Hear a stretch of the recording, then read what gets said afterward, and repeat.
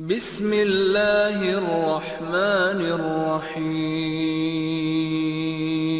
الحمدللہ رب العالمین والصلاة والسلام علی اشرف الانبیاء والمرسلین نبینا محمد وعلی آلہ واصحابہ اجمعین وبعد۔ جدید مناہج کی حقیقت کے آج کے اس دوسرے سیشن میں اللہ کے فضل و کرم سے، اس کی توفیق سے ہمارے سامنے اگلا سوال جو ہے وہ سوال نمبر 79 ہے، اور اس میں جو سوال کیا گیا ہے اس کا تعلق تو سعودی عرب کے علماء یا وہاں کی جو کمیٹی ہے بڑے علماء کی، اس سے متعلق ہے، لیکن اس کے جواب میں اور اس کے حاشیے میں انشاءاللہ تبارک و تعالی وہاں کے علماء اور دنیا کے کسی بھی خطے میں جو علماء حق کتاب سنت کے جو علماء ہیں ان کا مقام، ان کا مرتبہ جاننے کی انشاءاللہ تبارک و تعالی یہ باتیں ہمیں ملیں گی، اور ساتھ ہی ساتھ جو علماء کی تنقیص کرتے ہیں اس کا انجام کتنا بد اور کتنا برا ہوگا اس کا بھی تذکرہ ملے گا۔ تیسری چیز یہ معلوم پڑے گی حاشیے میں انشاءاللہ تبارک و تعالی، ہو سکتا ہے یہ باتیں ساری آج نہیں آئیں گی، اگلے سیشن میں آئیں گی۔ تیسری بات یہ معلوم پڑے گی کہ اس وقت اخوانیت کی فکر رکھنے والے لوگوں نے کس طرح سے علم اور اہل علم کی تنقیص کرنے کا کام کیا ہے، اور عوام الناس کے ذہنوں میں، امت کے ذہنوں میں، دلوں میں کس طرح سے امت کے کبار علماء کے سلسلے میں نفرت کا ماحول پیدا کیا ہے، اس کا تذکرہ انشاءاللہ تبارک و تعالی اس سوال کے جواب کے ضمن میں آئے گا آج اور اس کے بعد والے حلقے میں۔ براہ راست ہم کتاب کا سوال نمبر 79 پڑھنے جا رہے ہیں۔ سوال یہ ہے، کیا کبار علماء بورڈ، اس کو عربی میں ہیئت کبار العلماء، یعنی بڑے علماء کی کمیٹی، بڑے علماء کا جو بورڈ ہے اس کی تحقیر اور توہین کرنا، اس کی کیا کرنا؟ تحقیر کرنا، اس کو حقیر سمجھنا، اس کی توہین، بے عزتی کرنا، اور ان علماء کو مداہنت اور خوشامد سے متہم کرنا۔ مداہنت کیا ہے؟ مداہنت کا مطلب ہوتا ہے ناجائز سمجھوتا، رواداری نہیں، رواداری تو مطلوب ہے، رواداری کو عربی میں مدارات کہتے ہیں، اس کو رواداری کہتے ہیں اردو میں، ٹھیک ہے، لیکن یہ مداہنت ہے۔ مداہنت کہتے ہیں حق سے تنازل کر لینا، حق سے سمجھوتا کر لینا، حق کو مختلف مفادات کے لیے چھوڑ دینا۔ کہتے ہیں کیا ان علماء کی توہین کرنا، تحقیر کرنا اور انہیں مداہنت یعنی وہی حق سے سمجھوتا کرنا اور ایسے خوشامد تو آپ جانتے ہی ہیں، اس سے متہم کرنا اور ایجنٹ کہنا۔ کبار علماء بورڈ کو کیا کہنا؟ ایجنٹ ہیں، فلاں کے یہودیوں کے، اس کے علماء ہیں، اس کے ایجنٹ ہیں۔ کیا یہ اجتماعیت ہے؟ سوال کرنے والے نے بہت ناراضگی سے اور بہت ہی زیادہ دکھ کے اظہار کے ساتھ سوال کیا ہے کہ کیا چل رہا ہے؟ اجتماعیت کی بات ہو رہی ہے، ایک جماعت، ایک امام، ایک ولی امر، ایک حاکم، ایک قائد، یہ بات چل رہی ہے، اور اس میں علماء کا سب سے بڑا رول ہے۔ علماء ہی امت کے اندر انتشار کی فضا قائم ہونے سے روکتے ہیں، ہے نا، کتاب سے جوڑتے ہیں، حدیثوں سے، سنت سے جوڑتے ہیں، صحابہ کرام، تابعین، تبع تابعین، امت کے ائمہ سے جوڑتے ہیں، یہ علماء کا کام ہے۔ اب ایسے ماحول میں اگر کوئی علماء کی جو کبار علماء کی کا جو بورڈ ہے اس کی کوئی تحقیر کرے، اس کی تنقیص کرے، اس کی کوئی اہمیت نہیں ہے، یا ان کی اہمیت گھٹائے، یا ان کو معمولی سمجھے، حقارت کے نظر سے دیکھے، یا کہے کہ یہ تو مداہنت کرتے ہیں، یعنی یہ لوگ تو حق سے سمجھوتا کرتے ہیں، حق نہیں بولتے ہیں، خوشامد کرنے میں لگے رہتے ہیں یہ لوگ، یا ایسے ہی ان کے بارے میں یہ کہنا کہ یہ ایجنٹ ہیں، حق نہیں بولتے، فلاں کے دباؤ میں ہیں، فلاں کے دباؤ میں، اس طرح کی باتیں کرنا، کیا یہ اجتماعیت ہے؟ یہ سوال کرنے والے نے سوال کیا ہے۔ جواب میں شیخ صالح فوزان حفظہ اللہ فرماتے ہیں، علماء کا احترام واجب ہے کیونکہ وہ انبیاء کے وارث ہیں۔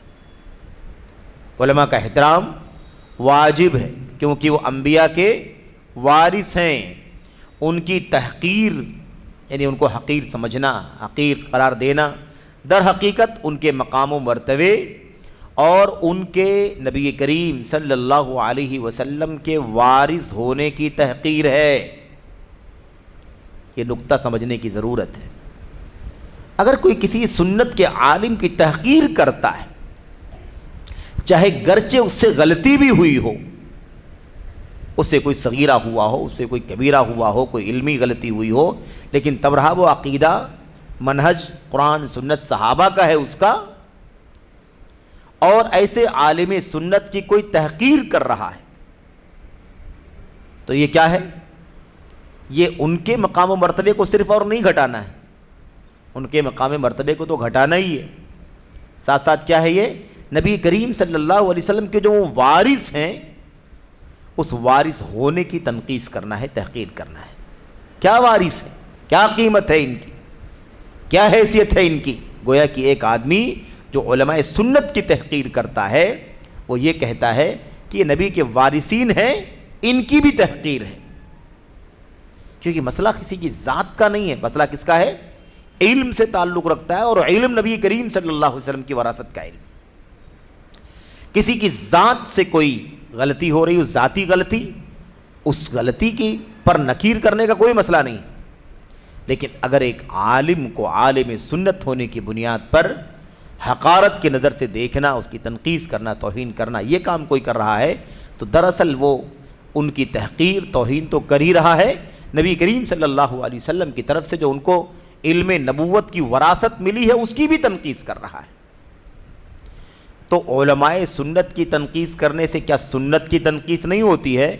سنت کی بھی تنقیص ہوتی ہے، علم سنت کی بھی تنقیص ہوتی ہے، تحقیر ہوتی ہے۔ دنیا کی مثال لے لو، ایک آدمی اگر میڈیکل سائنس کا بڑا ڈاکٹر ہوتا ہے، عالم ہوتا ہے، اس کی عزت کرتے ہیں کہ نہیں کرتے ہیں؟ بھئی وہ انسان ہے، اس کی اتنی عزت کیوں ہو رہی؟ کیونکہ اس کے پاس ایک علم ہے، اور وہ علم روڈ پر پتھر توڑنے کا علم نہیں ہے، دیوار جوڑنے کا علم نہیں ہے، بلکہ وہ علم کس کا ہے؟ وہ طب اور میڈیکل سائنس کا علم ہے۔ تو اس کی جو عزت ہو رہی ہے، اس کی تکریم ہو رہی، کیوں ہو رہی ہے؟ اس کی ذات کی وجہ سے نہیں، اس علم کی وجہ سے جو علم اس کے پاس ہے۔ تو اگر طبابت کے علم کی وجہ سے کسی کی عزت ہو سکتی ہے، ہوتی ہے، تو یہاں علماء کی عزت علم کی بنیاد پر ہے کہ نہیں؟ اور اگر کوئی تنقیص کر رہا ہے تو تنقیص کس کی ہو رہی ہے؟ اس کی ذات کی بھی ہو رہی ہے، اس علم کی ہو رہی ہے جو علم اس کے پاس ہے کہ نہیں؟ ایک عام آدمی کی موت ہو جائے لوگ غم نہیں کرتے اتنا، ایک ڈاکٹر کی موت ہو جائے تو کہتے اتنا اچھا ڈاکٹر تھا، لوگوں کا علاج معالجہ کرتا تھا، ہمدرد تھا، مسیحا تھا، دنیا سے چلا گیا، ہے کہ نہیں؟ تو اب یہ کیوں ہے؟ یہ صرف اس لیے کہ اس کے پاس علم تھا، اس علم کی بنیاد پر اس کی قیمت تھی۔ اب دنیا میں کسی عالم کے پاس، کسی شخص کے پاس علم ہے اور وہ علم کتاب و سنت ہے، تو اس خوبی کی وجہ سے اس کا مقام کتنا اونچا ہو جاتا ہے۔ اس خوبی کے سبب اس کا مقام سب سے اونچا ہے دنیا میں انبیاء علیہ الصلوۃ والسلام کے بعد۔ لیکن تنقیص کرنے والے تنقیص کرتے ہیں، توہین کرتے ہیں۔ کیا کہا کہ نبی صلی اللہ علیہ وسلم کے وارث ہونے کی تحقیر ہے، نیز اس علم کی بھی توہین ہے جس کے وہ حامل ہیں۔ تو وارث نبی ہونے کی بھی تنقیص ہے، ذات کی بھی تحقیر ہے، وارث نبی ہونے کی بھی تنقیص ہے، اور جس علم کے وارث ہیں اس علم کی بھی تنقیص ہے۔ اچھا، اس کے بعد کہتے ہیں اور جو علماء کو حقیر جانے گا وہ دیگر مسلمانوں کو بدرجہ اولا حقیر جانے گا۔ بھائی جب عالم کی قدر نہیں ہے، علماء کی قدر نہیں ہے، تو عوام جہلا کی کیا قدر رہے گی؟ تمہارے کیا قدر کرے گا وہ؟ تو کہتے ہیں کہ مسلمانوں کو بدرجہ اولا حقیر جانے گا، لہٰذا علماء کا احترام واجب ہے، اس لیے کہ وہ علم والے ہیں، امت میں ان کا مقام ہے، نیز ان کی ذمہ داری ہے جسے وہ اسلام اور مسلمانوں کی خاطر اپنے کاندھوں پر اٹھائے ہوئے ہیں۔ ان کی ذمہ داری ہے علم کی بنیاد پر، جسے وہ اسلام کے لیے، مسلمانوں کے لیے اپنے کاندھوں پر اٹھائے ہوئے ہیں۔ اور اگر علماء پر اعتماد نہیں کیا جائے گا تو بھلا کس پر اعتماد کیا جائے گا؟ علماء ہی پر اعتماد نہیں ہے جن کو قرآن کا سنت کا علم ہے۔ اگر ان پر اعتماد نہیں ہے، وہ معتبر نہیں ہے، تو پھر کن پر اعتماد کیا جا سکتا ہے؟ اگر علماء سے اعتماد اٹھ جائے گا تو مسلمان اپنی مشکلات کے حل اور شرعی احکام کی وضاحت کے لیے کس سے رجوع کریں گے؟ بھئی علماء کے مرنے کے بعد لوگ جہلا سے رجوع کریں گے، لیکن علماء زندہ ہوں، ان کی قدر گھٹا دی جائے، ان کو لوگوں کی نگاہوں میں گرا دیا جائے، ان کو حقیر سمجھا جائے، تو علماء کے جیتے جی علماء کے نہ ہونے والا ماحول بن گیا کہ نہیں بن گیا؟ وہی بات تو ہو گئی۔ علماء نہیں رہیں گے تو لوگ جہلا کو اپنا قائد بنا لیں گے، اور یہاں علماء ہیں لیکن ان کا مقام گھٹا دیا گیا امت کے اندر، لوگ ان سے رجوع کرنے کو تیار نہیں۔ رجوع کس سے کر رہے ہیں؟ جہلا سے رجوع کر رہے ہیں، جو آؤٹس ہیں ان سے رجوع کر رہے ہیں۔ تو یہ مسئلہ پیدا ہوگا۔ شیخ یہ بات کہہ رہے ہیں کہ اگر علماء سے اعتماد اٹھ جائے گا تو مسلمان اپنی مشکلات کے حل اور شرعی احکام کی وضاحت کے لیے کس سے رجوع کریں گے؟ تب تو امت تباہ ہو جائے گی اور ہر طرف بدنظمی، بے نظمی اور انارکی کا دور دورہ ہو جائے گا، یعنی ظلم و زیادتی کا ماحول بن جائے گا۔ میرے بھائیوں، اب آگے کہتے ہیں کہ بھئی عالم کا مقام یہ ہے امت کے اندر، البتہ علم والے سے کبھی غلطی بھی ہو سکتی ہے، کبھی غلطی ہو سکتی ہے۔ عالم اگر اجتہاد کرے اور درستی پالے تو اس کے لیے دوہرا اجر ہے۔ ایک آدمی اجتہاد کرے، اجتہاد کرنے میں اسے غلطی نہ ہو بلکہ صحیح اجتہاد کر لے جائے تو اسے ڈبل ثواب ملے گا، ایک اجتہاد کرنے کا، دوسرے صحیح اجتہاد کرنے کا۔ اور اگر اجتہاد کرے اور غلطی کر جائے تو ایک اجر ہے، اجتہاد کرے اور اجتہاد کرنے میں غلطی ہو جائے تو بھی ایک ثواب ملے گا یا نہیں ملے گا؟ ملے گا۔ کیوں؟ اس لیے کہ اجتہاد تو کیا ہے اس نے۔ تو یہ بات کن علماء کی ہو رہی ہے؟ ایسے بڑے علماء کی۔ کہ بات کس کی چل رہی ہے؟ کبار علماء کی بات چل رہی ہے نا، کبار علماء بورڈ کی بات چل رہی ہے، جو امت میں سب سے اونچے علم والے ہیں۔ تو اجتہاد مجتہد علماء کے مقام کی بات چل رہی ہے۔ ایسے علماء اگر اجتہاد کریں، غلطی بھی ہو جائے تو ایک اجر انہیں ملے گا، اور غلطی جو ہوئی ہے وہ معاف ہے۔ غلطی جو ہوئی ہے وہ کیا ہے؟ وہ معاف ہے۔ محنت کرنے کا، اجتہاد کرنے کا انہیں ایک ثواب ملے گا۔ اس کے بعد دیکھیے، کہتے ہیں اور جو بھی علماء کی تحقیر کرے گا اپنے آپ کو سزا کا مستحق بنائے گا۔ یاد کرے، علماء کی تنقید کرنے سے کسی کا بھلا نہ ہوا ہے نہ ہوگا، علم والوں کی برائی کرنے سے کسی کا بھلا ہوا ہے نہ کبھی ہو سکتا ہے، بلکہ اس کی سزا کا، وہ اپنی اس جرم کی اپنے آپ کو سزا کا مستحق بنائے گا۔ ماضی تا حاضر، یعنی پچھلے زمانے سے لے کر آج تک اس بات کی تاریخ، اس بات کی ماضی سے لے کر، پاسٹ سے لے کر پریزنٹ، موجودہ حالات تک، ابھی تک تاریخ گواہ ہے۔ کس بات پر؟ اس بات کی بہترین گواہ ہے کہ جن لوگوں نے بھی علماء کی توہین کی ہے، تنقیص کی ہے، ان کی ناقدری کی ہے، وہ سزا کے مستحق ٹھہرے ہیں۔ تاریخ گواہ ہے۔ تاریخ کیا ہے؟ گواہ ہے۔ میرے بھائیوں، جن لوگوں نے امام احمد بن حنبل کو سزائیں دی تھیں، ان کا انجام کیا ہوا ہے کہ نہیں؟ اور ایسے واقعات بہت سارے ہیں۔ تو انجام علم والوں کے خلاف کرنے والوں کا، ان کی تنقید، توہین یا زیادتی کرنے والوں کا انجام برا ہوتا ہے۔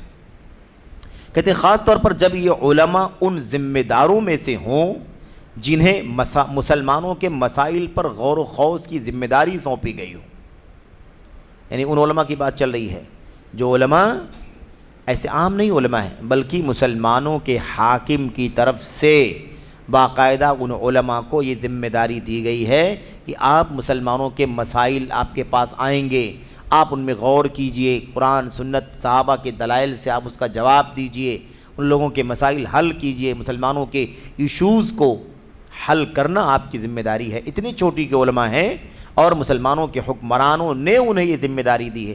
اس مقام کے اگر علماء ہوں تب تو یہ تنقیص، توہین، تحقیر بہت زیادہ خطرناک ہے۔ سمجھ رہے ہیں؟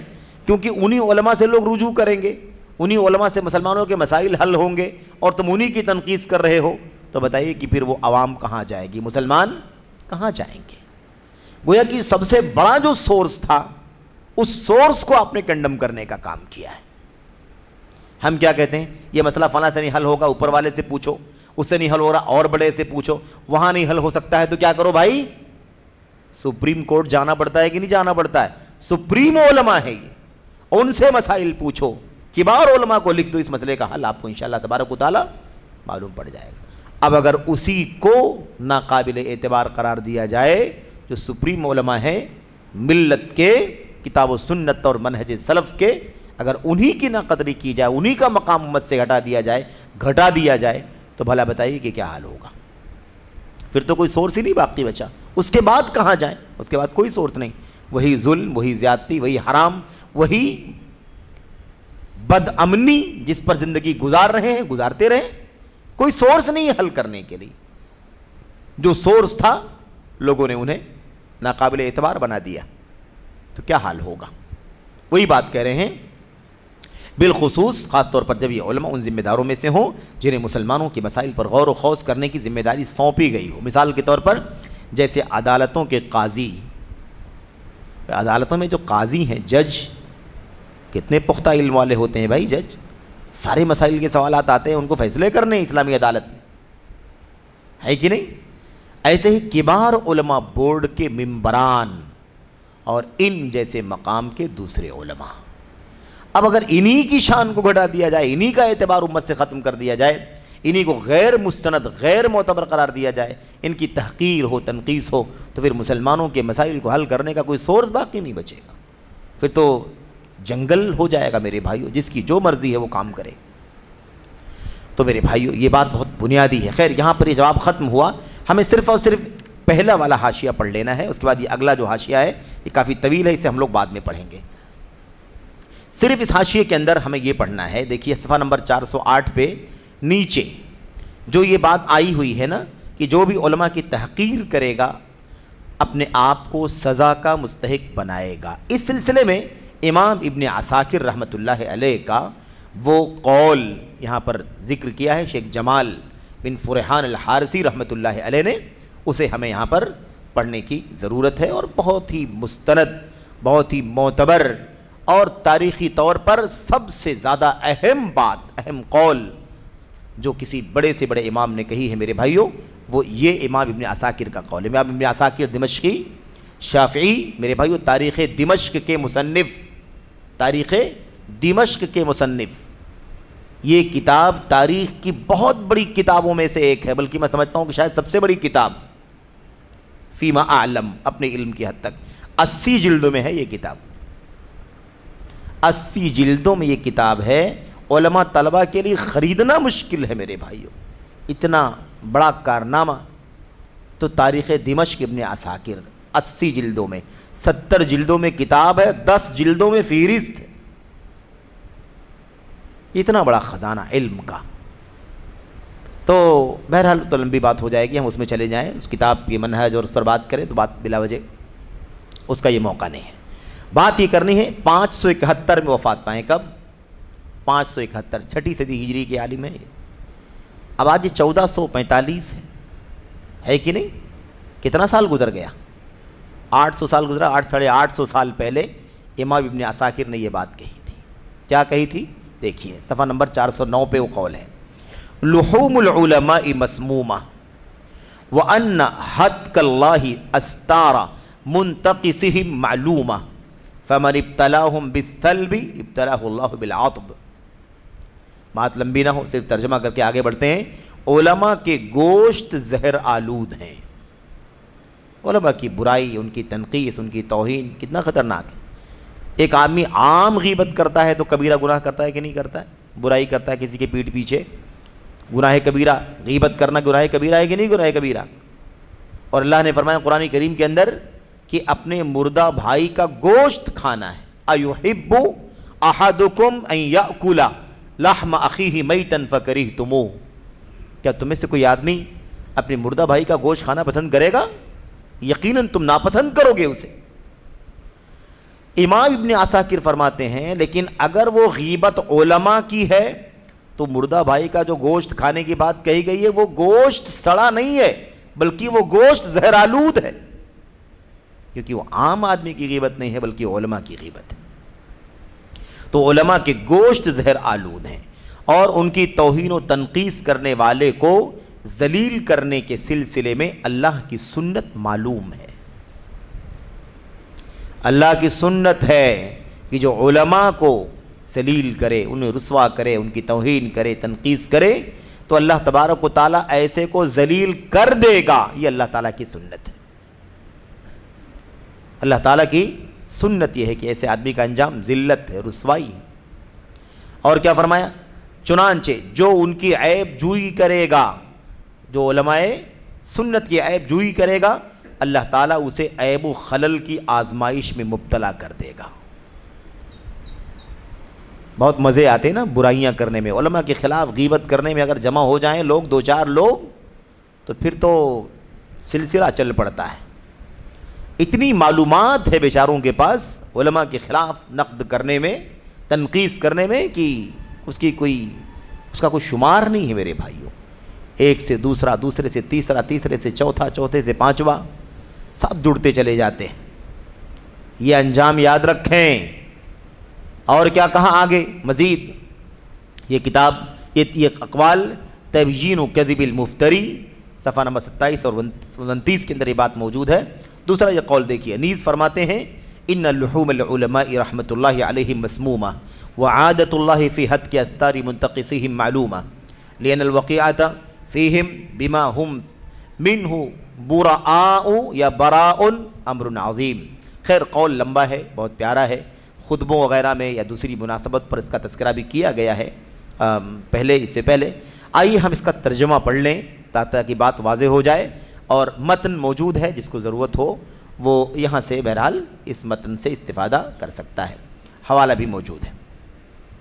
نیچے ترجمہ دیکھیے، یقیناً علماء رحمہم اللہ کے گوشت زہر آلود ہیں، گوشت زہر آلود ہیں، اور ان کی عیب جوئی، بے ادبی اور تنقیص کرنے والوں کو رسوا کرنے کے سلسلے میں اللہ کی سنت معلوم ہے۔ ٹھیک ہے؟ کیونکہ ناحق ان کی عیب جوئی کرنا بڑا گناہ ہے، ناحق ان کی عیب جوئی کرنا بہت بڑا گناہ ہے، اور دروغ و افتراء کی بنیاد پر، یعنی جھوٹ کی بنیاد پر، جھوٹ، دروغ جھوٹ کو کہتے ہیں، افتراء جھوٹ گڑھنے کو کہتے ہیں۔ ٹھیک ہے؟ تو کہتے ہیں دروغ و افتراء یعنی جھوٹ کی بنیاد پر ان کی عزت و آبرو میں پڑنے کا انجام تباہ کن ہے۔ ان کی عزت و آبرو میں نہ پڑو، کس نے جھوٹی بات پھیلا دی، ادھر سے جھوٹی بات پھیلا دی، یہاں سے نقل کرنے لگے، وہاں سے نقل کرنے لگے، ایسا ویسا، یہ بے سر پیر کی باتوں کو لے کر کے ان کی عزت و آبرو میں اپنے آپ کو انوالو کرنا کیا ہے، یہ بہت زیادہ خطرناک ہے، اس کا انجام تباہ کن ہے۔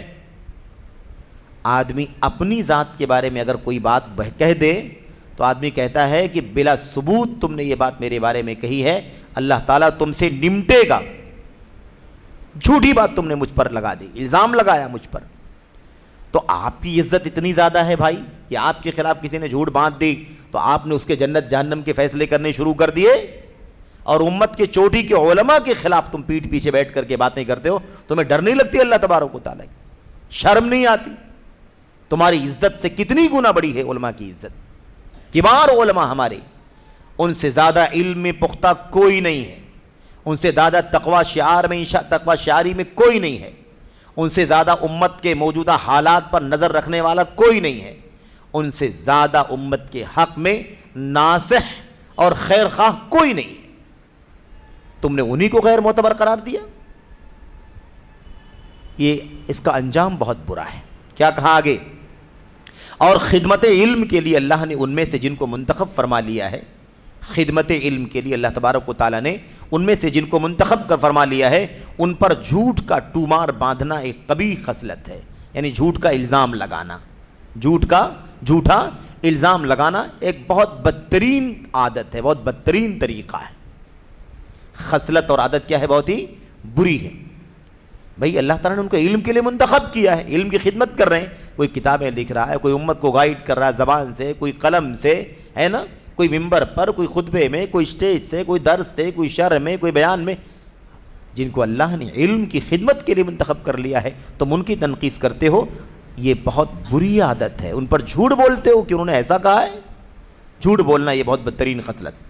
اور اپنے سے بیشتر لوگوں کے حق میں یہ دیکھیے ہماری ذمہ داری کیا بنتی ہے، ذمہ داری کیا بنتی ہے، اور لوگ کر کیا رہے ہیں، لوگ کیا کر رہے ہیں، اور لوگوں کی ذمہ داری کیا بنتی ہے؟ کہتے ہیں اپنے سے پیشتر لوگوں کے حق میں، یعنی پہلے والوں کے حق میں، اپنے سے پہلے والوں کے حق میں دعائے مغفرت کرنے والے متبعین کے قول کی جو اللہ نے مدح و ثنا فرمائی ہے اس کی اقتداء کرنا ایک اچھی عادت ہے۔ یعنی یہ تو لوگ کیا کر رہے ہیں بھائی؟ یہ علماء کی تنقیص، توہین، غیبت اور بے عزتی کر رہے ہیں۔ ان کو اللہ نے علم کے لیے منتخب فرمایا ہے، ان کے بارے میں کیا کر رہے ہیں؟ ان پر جھوٹا الزام لگا رہے ہیں، جبکہ اللہ تبارک و تعالیٰ نے جو قرآن کریم کے اندر اللہ تبارک و تعالیٰ نے یہ بات بیان فرمائی ہے کہ جو اپنے سے پہلے والوں کے لیے جن سے غلطی ہو گئی ہو، کوتاہی ہو گئی ہو، خطا سرزد ہو گئی ہو، ایسے لوگوں کے لیے مغفرت کی دعا کرنے والوں کی تعریف قرآن کریم میں فرمائی ہے۔ یہ بھی معلوم ہے، والذین جاءوا من بعدهم یقولون ربنا اغفر لنا ولإخواننا الذین سبقونا بالایمان ولا تجعل فی قلوبنا غلا للذین آمنوا ربنا انک رؤوف الرحیم۔ اس آیت کریمہ کی طرف اشارہ کر رہے ہیں، شاید وہ آیت کریمہ آگے آئے گی بھی، ہاں آ رہی وہ آیت کریمہ آگے ہے نا۔ کیا کہا؟ صاف صاف اللہ تعالیٰ کیا فرماتا ہے کہ وہ لوگ جو بعد میں آئے ہیں اپنے سے پہلے والوں کے لیے مغفرت کی دعائیں کرتے ہیں۔ تو ذمہ داری تو یہ ہے کہ اگر اپنے پہلے والوں سے غلطی بھی ہوئی ہو تو کیا کریں؟ ہم ان سے مغفرت کی دعائیں کریں۔ وہ چوک کوئی عقیدے کی غلطی نہیں ہے، منہج کی غلطی نہیں ہے، وہ اجتہاد کی غلطی ہو سکتی ہے، وہ بشری کوتاہی ہو سکتی ہے، اس لیے ان کے لیے کیا کرنا ہے؟ ہمیں مغفرت کی دعائیں کرنا ہے، مغفرت کی دعائیں کرنا ہے۔ صاف صاف اللہ تبارک و تعالیٰ نے فرمایا قرآن کریم کے اندر، جیسا کہ اللہ سبحانہ و تعالیٰ نے اپنی کتاب میں ان کی مدح و ثنا فرمائی ہے، اور وہ اخلاق کریمانہ اور ان کی ضد کو خوب جانتا ہے۔ اللہ خوب جانتا ہے کہ اچھے اخلاق کیا ہیں اور برے اخلاق کیا ہیں، اللہ خوب جانتا ہے۔ اللہ فرما رہا ہے، ترجمہ ہے نا وہ آیت کریمہ وہی جو آپ کے سامنے پڑھی گئی، اور ان کے لیے جو ان کے بعد آئیں جو کہیں گے کہ اے ہمارے پروردگار ہمیں بخش دے اور ہمارے ان بھائیوں کو بھی جو ہم سے پہلے ایمان لا چکے ہیں، اور ایمانداروں کی طرف سے ہمارے دل میں کینہ اور دشمنی نہ ڈال، اے ہمارے رب بے شک تو شفقت و مہربانی کرنے والا ہے۔ یہ ہماری ذمہ داری ہے کہ ہم اپنے پہلے والوں کے لیے کیا کریں؟ مغفرت کی دعا کریں، کیونکہ ہم سے پہلے وہ ایمان لا چکے ہیں، علم والے رہ چکے ہیں، دین کو سمجھا اور جانا ہے، اور ہم ان کے بعد آئے ہیں۔ ہمیں چاہیے کہ ہم کیا کریں؟ ان کی مغفرت کے لیے اللہ تبارک و تعالیٰ سے دعا کریں، اور یہ بھی دعا کریں کہ اللہ تعالیٰ ہمارے دلوں میں ان کے بارے میں کوئی کینہ پیدا مت کرنا۔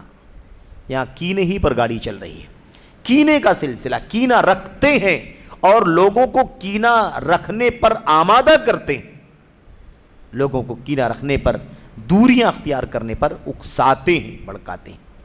اتنی خطرناک چیز ہے۔ اچھا، اس کے بعد کیا کہا؟ کہتے ہیں اور نبی کریم صلی اللہ علیہ وسلم کی منع کردہ غیبت، اللہ کے نبی نے منع فرمایا کہ نہیں فرمایا؟ غیبت حرام ہے۔ غیبت کیا ہے؟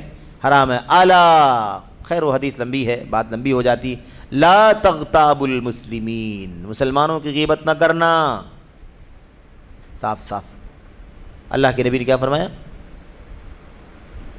یا معشر من آمن بلسانہ ولم يدخل الایمان قلبہ لا تغتابوا المسلمین۔ اے وہ لوگوں جو زبان سے ایمان لائے ہو، ابھی تمہارے دلوں میں ایمان نہیں گزرا ہے، نہیں داخل ہوا ہے، مسلمانوں کی غیبت نہیں کرنا۔ مسلمانوں کی غیبت کرنا کیا ہے؟ حرام ہے۔ اب آپ سوچیے، مسلمانوں کی حرام ہے اور علماء کی بدرجہ اولا حرام ہے، کئی گنا حرام ہے، لیکن مجلسوں کا میوہ ہے یہ، اخوانیوں ہے نا، علم سے دوری اختیار کرنے پر ابھارنے والوں کا ہے نا، سیاسیوں کا، دنیا داری کی باتیں کرنے والوں کا طریقہ اور شیوہ یہ ہے نا کہ ان کی مجلسوں میں سب سے زیادہ علم اور علماء کے خلاف باتیں ہوتی ہیں، اور یہی کہ علماء کام نہیں کرتے، ایسا نہیں کرتے، ویسا نہیں کرتے، یہ ہونا چاہیے، وہ ہونا چاہیے، اس بنیاد پر ان کی غیبت ہوتی ہے۔ ٹھیک ہے، تو فاکہۃ المجالس، مجلسوں کا میوہ ہے غیبت کرنا، اور علماء کی غیبت کرنا تو اور زیادہ لذیذ میوہ ہے، جہلا کے یہاں ہے نا، دنیا داروں کے یہاں، سیاسیوں کے یہاں یہ طریقہ بنا ہوا ہے۔ اللہ تعالیٰ بچائے۔